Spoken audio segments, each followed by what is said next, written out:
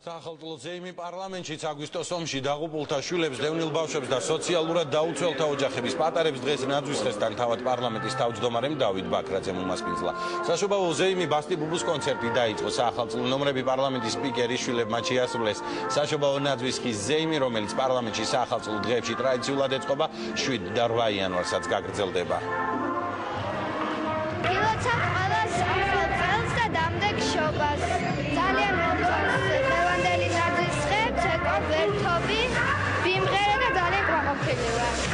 ძალიან მომეწონა თორის პაპასთანაც ვიყავი და ძალიან მომეწონა. ხელით ჩამოვართვი.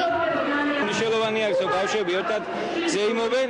მნიშვნელოვანი არის ის რომ მინდა ყველას უსურვო ოჯახების გაძლიერება და გამრავლება, რა თქმა უნდა, ამიტომ საქართველოს ეს არის ძალიან მნიშვნელოვანი. შევეცადეთ რაც შეიძლება ბევრი ბავშვი დასწრებოდა დღევანდელ დღესასწაულს, მათ შორის დევნილი ბავშვები, მათ შორის ბავშვები იმ ოჯახებიდან, რომელთა მშობლებიც დაიღუპნენ შარშან საქართველოს დაცვის დროს რუსული აგრესიის შეჩერების პირობებში და შევეცადეთ რომ რაც შეიძლება მრავალფეროვანი ყოფილიყო ჩვენი დღევანდელი წარმოდგენა.